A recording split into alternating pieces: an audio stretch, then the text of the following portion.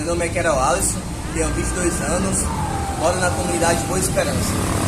Todos os dias eu acordo 5h30 da manhã e saio de casa às 6 horas para pegar o trabalho às 6h30. Deveria trabalhar até as 4h30, mas às vezes eu trabalho até a noite. Como um homem negro, a vida é muito difícil. Muitas vezes eu sofri preconceito por causa da minha cor. Também no trabalho. Carne mais barata do mercado é a carne negra. A carne mais barata do mercado é a carne negra. Só cego não vê. Que vai de graça pro presídio e para debaixo do plástico. E vai de graça pro subemprego e pros hospitais psiquiátricos. A carne mais barata do mercado é a carne negra. Dizem por aí. A carne mais barata do mercado é a carne negra. A carne mais barata do mercado é a carne negra. A carne mais barata do mercado é a carne negra. Que fez e faz história segurando esse país no braço, meu irmão. O cabo aqui não se sente revoltado porque o revólver já está engatilhado. Meu nome é José Carlos, tenho 39 anos, moro na Boa Esperança. E esse país Rapaz, eu me sinto, como assim, como se eu estivesse até na pele do famoso Vinícius Júnior. Por quê? Porque sempre tem aquele preconceito em todos os cantos que a gente faz, sempre onde tem mais pessoas mais brancas, sempre tem aquele olhar bem diferente pra gente. E pensa até que a gente, que todo negro é ladrão, ou como é que se diz, ou é criminoso. Sempre tem esse preconceito desse povo mais branco. Sobre emprego sempre é mais difícil, principalmente conseguir emprego em loja ou em prédio, porque sempre sabe que é mais difícil, a gente é mais morena e sempre tem aquele preconceito sim. Hoje em dia meu serviço eu trabalho em quê? Trabalho sempre de servente, prendeiro, ou se não, a minha profissão agora é de gari. Trabalho de gari e principalmente ali no mercado Hiper Bom Preço, que fica próximo ao Mercado Central. Quando entrei, o vigia, felizmente quando eu fui para outra comércio, outra rua do Mercado Livre, eu fui lá e o vigia sempre atrás de mim. Aí eu também nem liguei, fiquei para lá e para cá e comprei o negócio e ele sempre na minha cola. Aí disse, oxi, o que é que ele tá vendo diferente em mim? Será que é por causa da minha cor? Aí eu também não liguei, eu simplesmente fui até lá no canto do frio, falei olhei assim e tal, aí, como é que se diz? Aí eu peguei, fui pro caixa, cheguei lá, paguei, fui embora. E daí ele parou de me olhar, eu digo, oxe, eu esqueci lá pensando bem que eu ia roubar. Yahweh, erere, ayogumbe. Com licença do Curiandamba. Com licença do Curiacuca. Com licença do senhor moço. Com licença do dono de terra.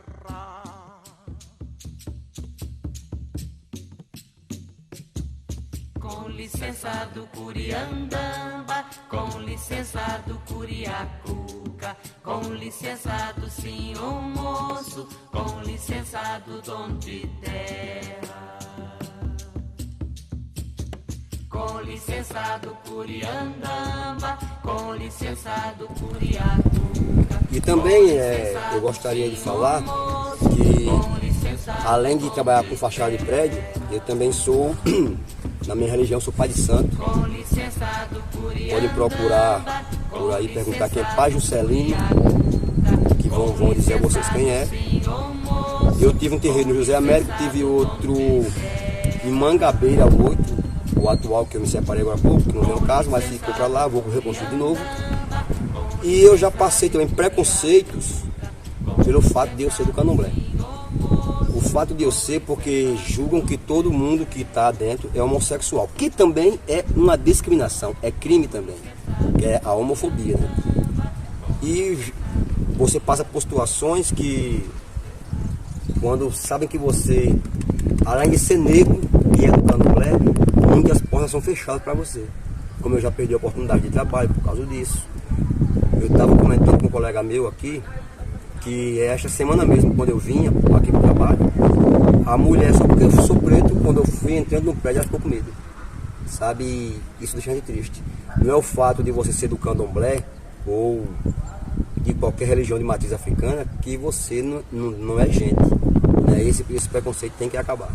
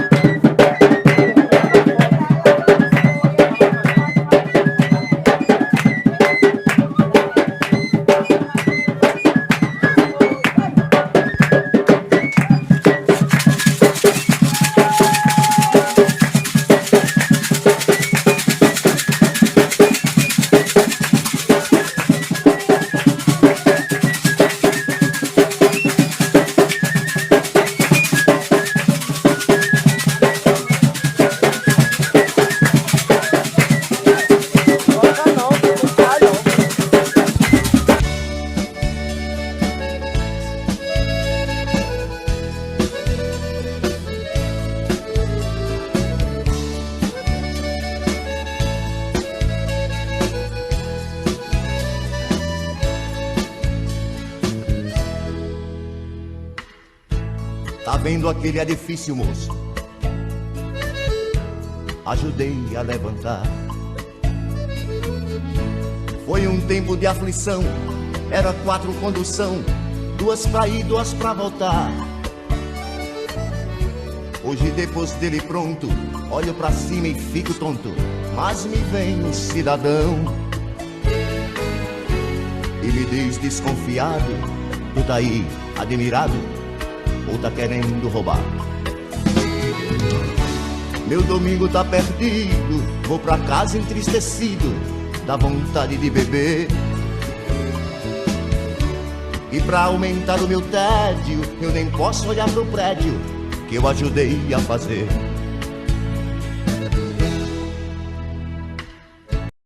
Boa tarde, meu nome é Juscelino, eu trabalho como fachadeiro de prédio, já tenho pouco tempo, né?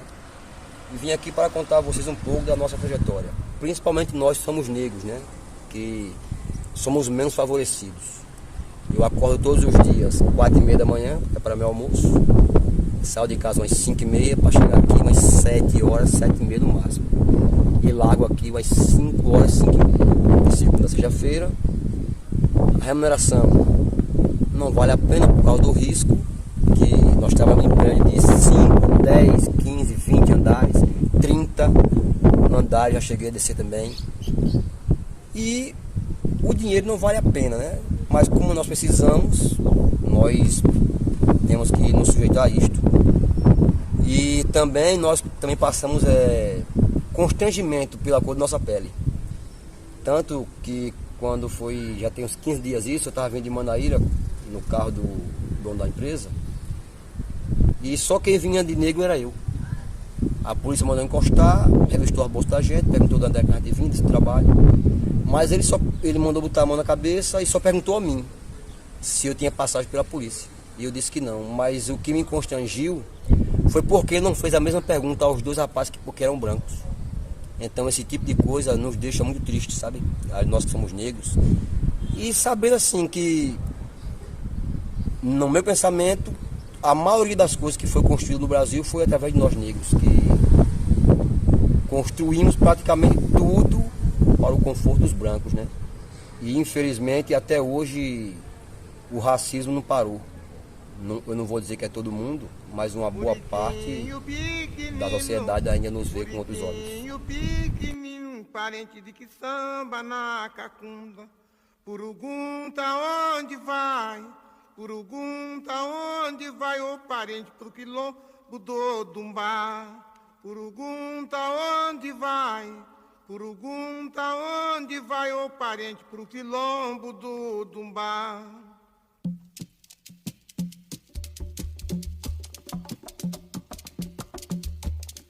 Muriquinho pequenino, muriquinho pequenino, parente de samba na cacunda. Purugunta onde vai? Purugunta onde vai o parente do quilombo do Dumbá?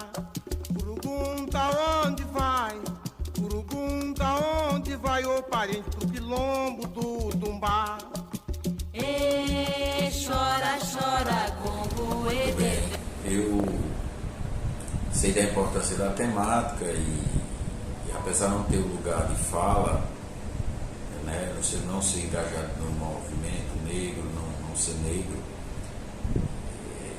eu acredito que a experiência humana, quando ela tem um olhar voltado para as questões sociais, as questões de exclusão e inclusão, consequentemente, de diversos segmentos, é possível que se dê opinião, né, e que se fale de situações em que é vivenciado. Né.